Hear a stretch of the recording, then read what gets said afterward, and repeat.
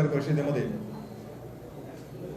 काल राजभवनावरती मुख्यमंत्री उपमुख्यमंत्री शपथविधी झाला, त्या सगळ्या घटनांचे आपण सगळे साक्षीदार आहात आणि कालपासून अनेक पद्धतीने अनेक विषय सुरू केले। या सगळ्या भूमिकेवरती भारतीय जनता पार्टीची भूमिका नेमकी, भारतीय जनता पार्टीचं सगळे त्यामागचा विचार ही सगळी मांडणी करण्यासाठी ज्यातनं अधिक स्पष्टता क्लॅरिटी येईल यासाठी आज भारतीय जनता पार्टीचे प्रदेशाध्यक्ष माननीय चंद्रकांत दादा पाटील यांची पत्रकार परिषद आपण आयोजित केली। मी या पत्रकार परिषदेला माझ्यासोबत आमचे उपाध्यक्ष माधवराव भंडारी, कृपा शंकर सिंग, राज पुरोहितजी आणि बाकी सगळे प्रवक्ते इथे उपस्थित आहेत। माननीय सुधीर भाऊंचं आगमन सुद्धा त्या पत्रकार परिषदेत झालेलं आहे, मी त्यांचंही स्वागत करतो। माननीय आमदार लोणीकरजी, राम शिंदे यांचंही स्वागत। मी माननीय प्रदेशाध्यक्ष चंद्रकांत दादा पाटील यांना विनंती करतो की त्यांनी पत्रकार परिषदेला संबोधित करावं।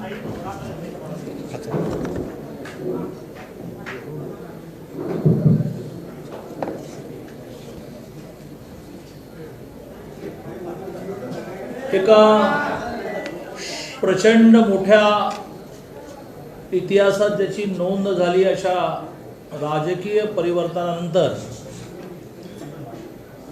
आपल्या सगळ्यांसमोर आणि आपल्या माध्यमातून महाराष्ट्रातल्या कार्यकर्त्यांना, नेत्यांना आणि तमाम जनतेला या विषयातलं जे आश्चर्य वाटलं, थोडा धक्का बसला, थोडं कुतूहल जागृत झालं की नेमकं हे काय झालं, याची थोडी सुस्पष्ट मांडणी करण्यासाठी मी आपल्या सगळ्यांच्या समोर आलेला आहे।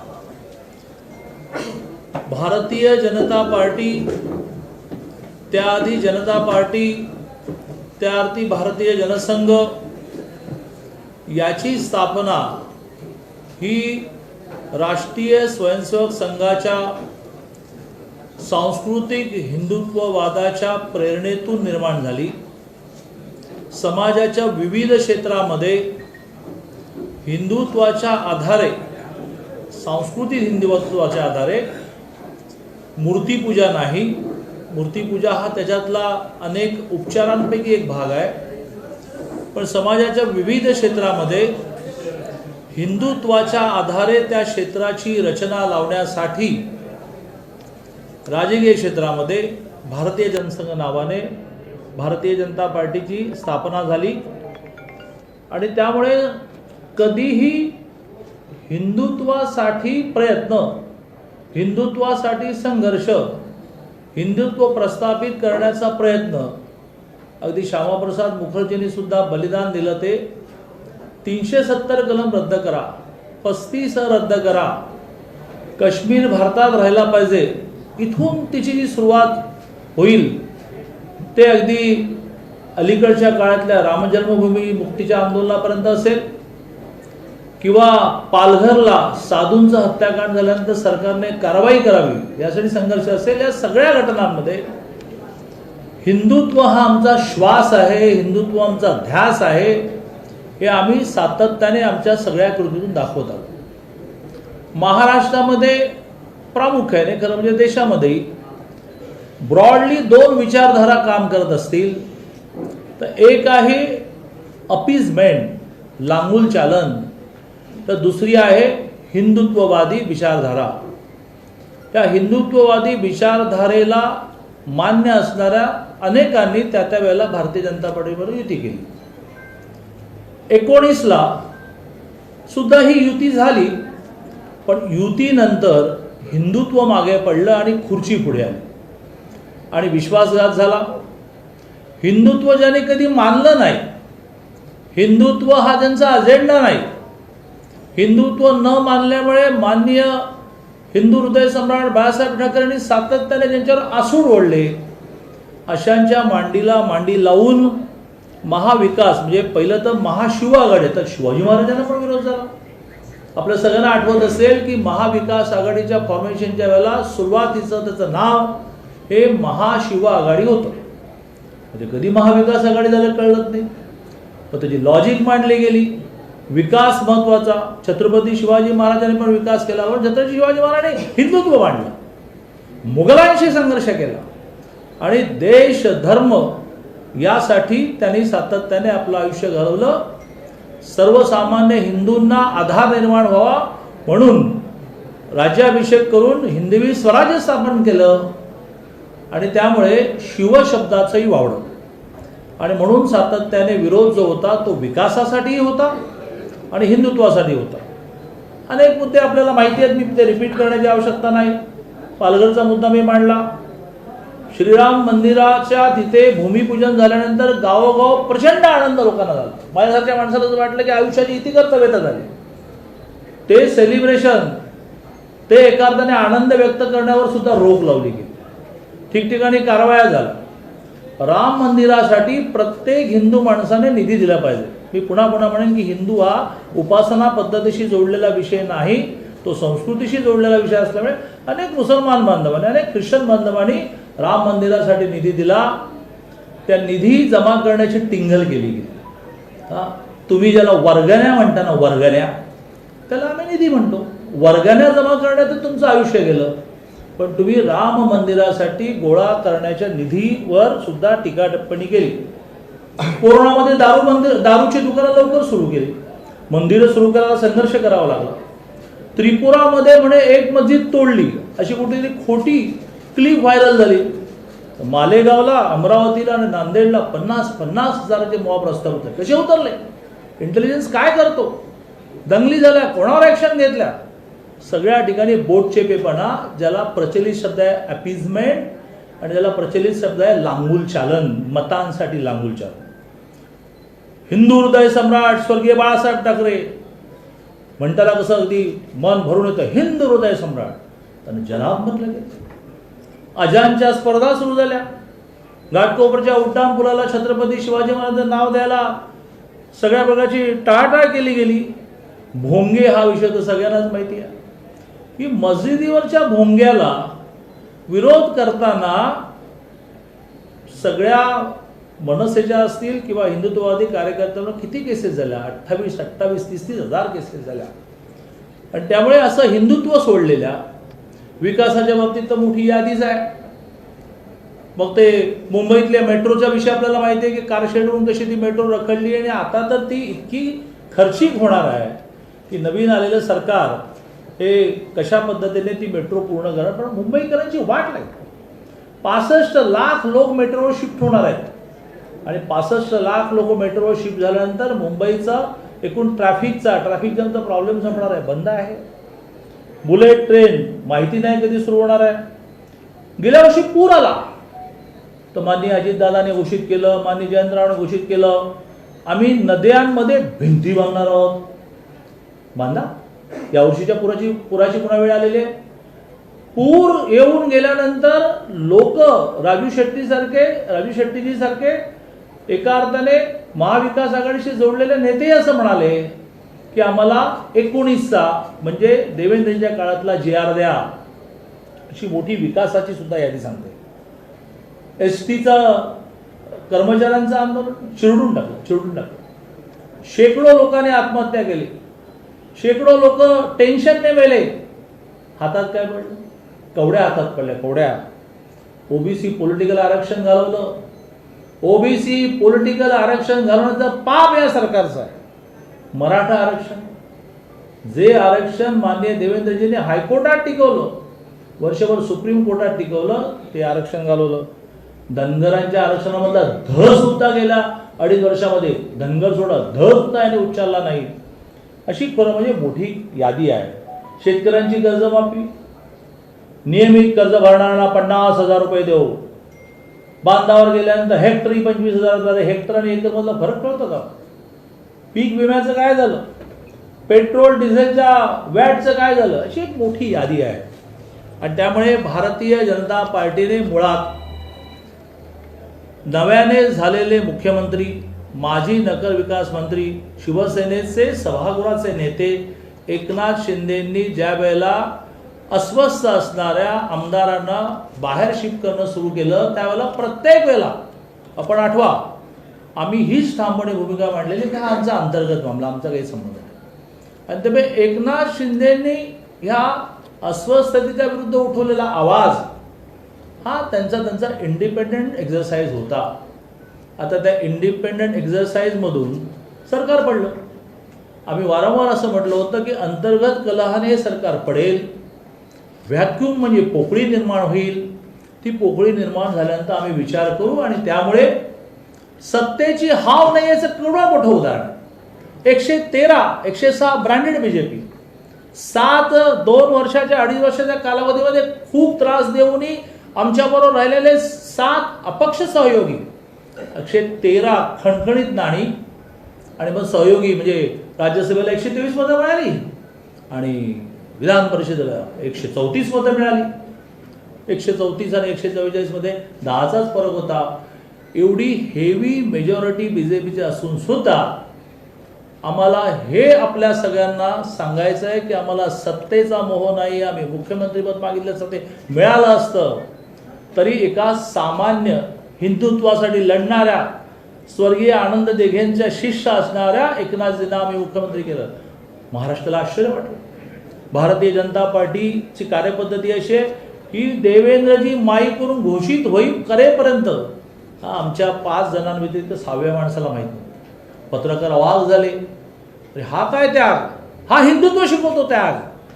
त्यागात मध्ये आनंद मानणं हिंदुत्व शिकवतं. आणि त्यामुळेच सावरकरांसारखी माणसं होऊन गेली की ज्यांच्या घरादाराला उद्ध्वस्त केलं गेलं. आणि त्यामुळे महाराष्ट्राने काल सत्तेचा मोह आम्हाला नाही, सत्तेचा मोह तुम्हाला, आणि त्यामुळे खुर्चीसाठी मोहापायी तुम्ही हिंदुत्व सोडलं. सत्तेचा मोह आम्हाला नाही आणि त्यामुळे होऊ शकत होते मुख्यमंत्री तरी सुद्धा हिंदुत्वासाठी आग्रह धरणारे स्वर्गीय आनंद दिघेंचे शिष्य, आनंद दिघेने ज्या प्रकारे हिंदुत्वासाठी संघर्ष केला ते शिष्य आपण मुख्यमंत्री केलेले आहेत. भारतीय जनता पार्टीच्या कार्यकर्त्यांना या त्यागाचा आनंद आहे, अभिमान आहे. देवेंद्रजी उपमुख्यमंत्री होणं या विषयाच्या बाबतीत सुद्धा आपलं काही म्हणणं आहे. एकदम मुळात अनेक उदाहरणं अशी आहेत की जी मुख्यमंत्री असतात ना नंतर प्रशासनाची आवश्यकता म्हणून येतात. आत्ताच्या मंत्रिमंडळातही एक मुख्यमंत्री होते ना, आता होतेच म्हणायला पाहिजे, गेले काल अशोक चव्हाण. आणि त्यामुळे हे काही जगावेगळं झालेलं नाही. प्रशासनाची आवश्यकता म्हणून स्वतः माननीय मुख्यमंत्री एकनाथजींनी त्यांची खूप दोस्ती असल्यामुळे त्यांना आवाहन केलं. आमच्याकडे किती दोस्ताने, बायकोने, वडिलाने, आईने आग्रह केला तरी सुद्धा आम्ही आमच्या पक्ष नेतृत्वाला विचारतो. त्याप्रमाणे त्यांनी पक्ष नेतृत्वाला विचारलं किंवा असं एकनाथजींचं म्हणणं आहे किंवा प्रशासनाच्या बाबतीत मला तुमची आवश्यकता लागेल, खूप रखडलेत प्रोजेक्ट, खूप चांगले निर्णय तुमचे रद्द झालेत. 33 कोटी वृक्ष लावून ह्या महाराष्ट्रातल्या पर्यावरणामध्ये एक चमत्कार घडवला माननीय सुधीर भाऊंनी. त्या 33 कोटी वृक्ष लागवडीची चौकशी, जलयुक्त शिवाराची चौकशी, जो निर्णय भारतीय जनता पार्टी ने केला सर काटो उसको. अरे भाई निर्णय लेते हो आप तो हमारे बाजू में बैठे थे ना भाई, पण बीजेपीने करा. आणि त्यामुळे एकनाथजींनी पण आग्रह धरला. देवेंद्रजीने आमची कार्यपद्धती म्हणून आमच्या नेतृत्वाला विचारलं, नेतृत्वाने परवानगी दिली, काही चुकीचं नाही. आणि महाराष्ट्रातल्या सर्वसामान्य माणसाची, रखडलेल्या प्रकल्पांची, ओबीसीच्या पॉलिटिकल आरक्षणाची, मराठा आरक्षणाची, धनगर आरक्षणाची, हिंदुत्वाच्या संरक्षणाची ही आवश्यकता, ही हाक ऐकून माननीय देवेंद्रजींनी केवढा त्याग.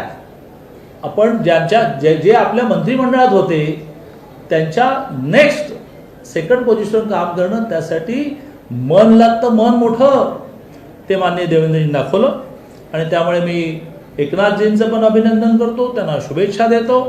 आणि महाराष्ट्राच्या विकासासाठी, महाराष्ट्राच्या हिंदुत्वासाठी संघर्ष केला पाहिजे. देवेंद्रजींनी त्यांचा प्रशासनिक अनुभव सगळा जोडला पाहिजे आणि मिळून महाराष्ट्राचा विकास करू. महाराष्ट्रातल्या सर्वसामान्य हिंदूला असं वाटलं पाहिजे.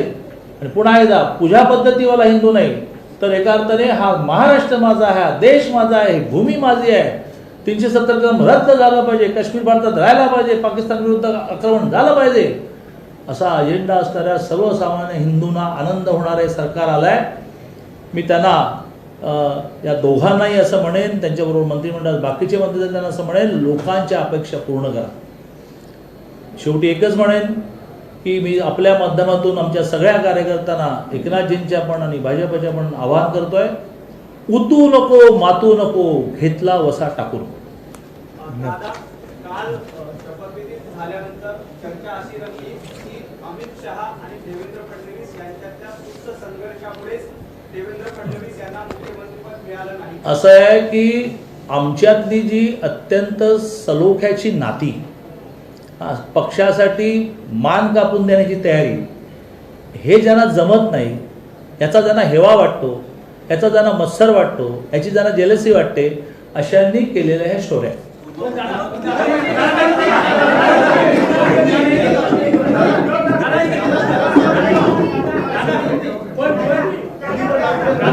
हिंदी हिंदी हिंदी फक्त हिंदी हिंदी हिंदी हिंदी एक मिनिट, आपण शांत बसलात तर बोलता येईल, हिंदी. आपण शांत राहिलात तर बोलता येईल, जरा शांत राहा. हिंदी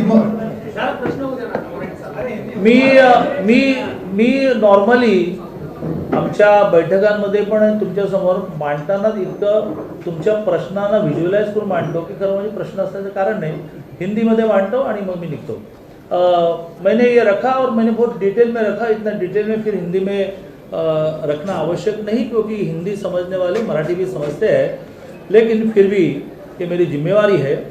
मैंने ये रखा कि भारतीय जनता पार्टी की हिंदुत्व की भूमिका, और हिंदुत्व यानी पूजा पद्धति नहीं, हिंदुत्व यानी सांस्कृतिक राष्ट्रवाद.